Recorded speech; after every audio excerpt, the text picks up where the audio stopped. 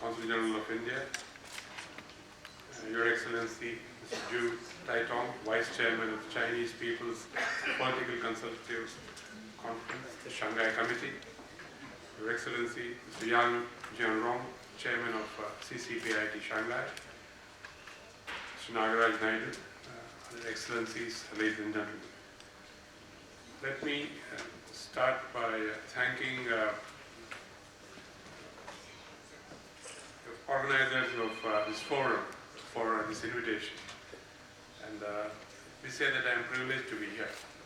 I'm privileged to be here because this is the first time that I'm speaking at a forum which is business oriented and which touches two leading members of the BRICS committee, as it were. So I'm delighted to be here and talk to you. To be specific, if we talk of China and India, we have been partners. We have been partners for long. The relationship between our two nations can be traced to more than 5,000 years. Our manuscripts are a testament of our relationship.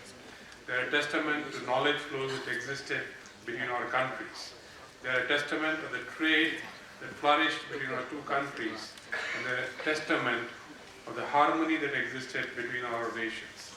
Today, we are at the cusp of revisiting this golden era. Our countries have been the drivers of global growth in the past and will significantly contribute to the next leg of global growth as well. I first visited China in 1988. That looks like a very long time ago. And I have seen the transformation that has happened in China over the years. Every 3 or 4 years I have been in China and seen what has changed. And I'm amazed at the transformation. From the infrastructure to the ease of operations, modern day China offers lessons to any developing society.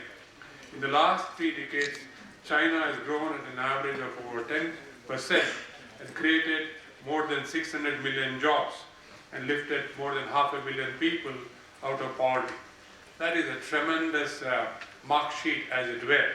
And that is a mark sheet that all of us, nations of the South, nations which aspire to develop, would look forward to and try to achieve in our own context. We need to understand how China did this and look at the structured approach that was taken by China. And if once we understand what was done by China, we could then attempt to replicate this success in our own countries in varying ways. And to me, it is in that context that this sort of coming together of business interests becomes all the more important, because we share our learnings and we go ahead. But before that, let me just put in context the way I see it.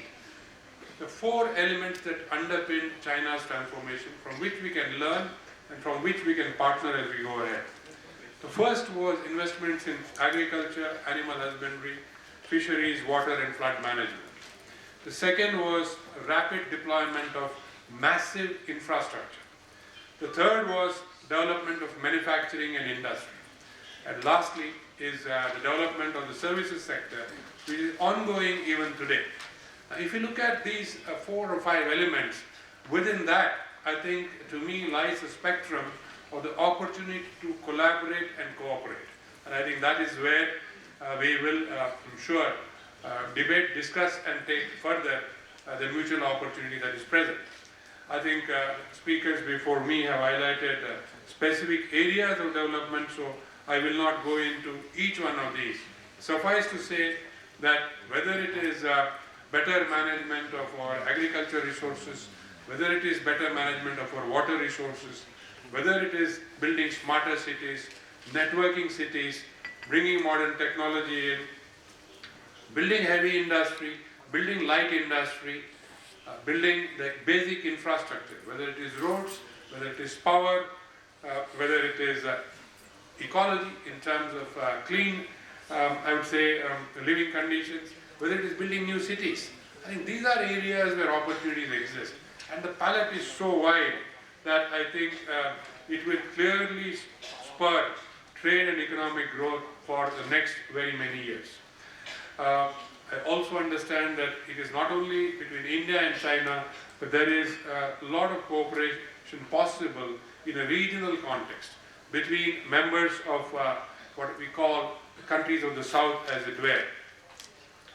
And our ability to network these countries, our ability to share knowledge, and our ability to take solutions which have been found viable in the Chinese context to these countries, I think makes that opportunity even better. For example, I think all developing countries look for solutions which are cost effective. Unfortunately, when we look for solutions from the developed countries, these are not cost-effective solutions for a developing country. And that is where I think the partnership between China, which has worked out a cost-effective solution, is pulling up its large population mass out of poverty and into, I would say, almost a middle-income nation or beyond a middle-income nation. And that causes the opportunity that we see before us. I think it is therefore important that in the next chapter of development, we set in motion economic growth, not only just for the few at the top, but growth which is inclusive and sustainable, and a growth that lifts the fortunes of many. I think it is that sort of cooperation what we would need to look for, and we need to foster. And clearly, there is a case for best practices and learnings to flow from one developing country to another. And in this context, India, with its population of 1.25 billion people, grappling with similar challenges faced by China, I think is keen to leverage the opportunity before us. The learnings and experiences, the knowledge compendium, collaboration and cooperation in business, infrastructure and manufacturing all become a part of this huge opportunity. A huge opportunity as you are exploring today between India and China, and a huge opportunity between developing countries. I had wanted to talk about what are the areas to cooperate, but speakers before me have already talked about it, so I'm not going to repeat that. I will only stress on what our Honorable Consul General said in terms of opening up that has happened in India. As someone who has seen this opening up at very close quarters, I can only say that the opening up is dramatic, and when you get to the India of today, you will see a different welcome than what you had seen just a few years back, and a different opportunity.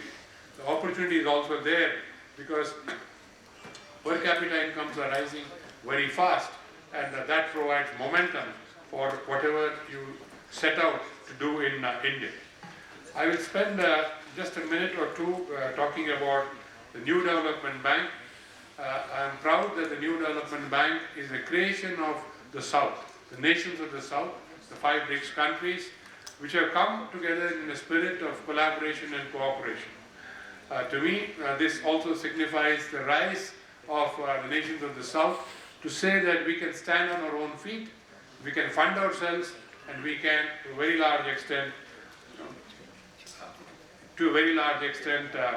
direct our own destinies into the future. We at the New Development Bank will listen, learn, collaborate, cooperate, and innovate. We will, a significant aspect of this path would be our wish to establish global, regional, and local partnerships with new as well as local development banks and market participants in our member countries. I think we are living in times of record low interest rates and ample global liquidity. This gives developing countries a unique opportunity where we are conscious that we may not be able to be present in all areas of the agenda, but we will endeavor to be in those which we believe we could be capable of adding value. In a nutshell, that is what at NDB we will do. Access the vast global liquidity that is there, channel it into our countries, and work in a cooperative and collaborative manner with other institutions and try to develop this between nations. I have heard and taken to heart that development cycles span several decades, and there is a famous Chinese proverb which seems to fit well in this context. The journey of 1,000 miles begins with one step. And this journey of South-South cooperation and collaboration has begun. It has begun for us at NDP, and I'm sure with this forum gathering momentum, it will begin for our two nations as we build to seek partnership in the way forward. Thank you for inviting me, and thank you very much.